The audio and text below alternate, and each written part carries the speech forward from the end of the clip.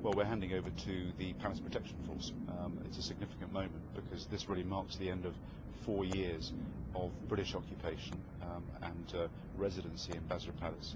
And this is the point where the Iraqis start to take matters into their own hands. I've been impressed with the Palace Protection Force. They've spent the better part of 4 weeks training. There's a lot of experience in there, so they've all been carefully selected as coming from the former Iraqi army. Crucially, they don't come from Basra, so they're less prone to some of the malign influences around here. And they're an impressive lot. They are probably about as well prepared as they could be.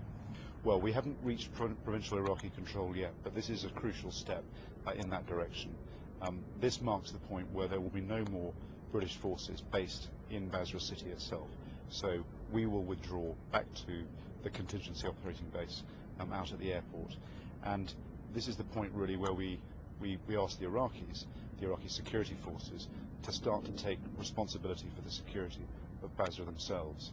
I think that's the right thing to do, because the longer that we're here, the more they are, well, the less inclined that they are to run things for themselves. So by moving out of Basra, I think what we will start to see is perhaps slightly more subtle and more sophisticated Iraqi answers to some of the problems that exist here in Basra. We will continue to operate in Basra when it is necessary, but we won't come in simply for the sake of doing so. So if there are threats in Basra that we need to deal with, then we'll come in to deal with them. If the Iraqis ask us to come forward to assist them, then of course we'll do that as well. And if our own force protection is threatened from Basra, then we will come and deal with those threats. But by and large, and I'm reasonably optimistic here, I hope that by removing ourselves from Basra, quite a lot of the focus of violence, which is directed at us, over 90% of the attacks are against British forces, then Basra will become a calmer and less violent place. We've had quite a stimulating, you might say, 3 months here. It's been quite hard fighting. We've taken a lot of casualties as a battle group, but it's been an unforgettable experience.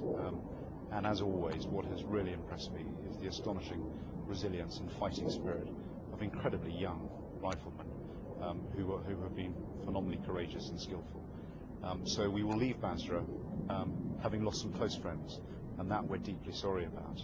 But equally, there's an awful lot of boys who came to Iraq who are leaving it as men.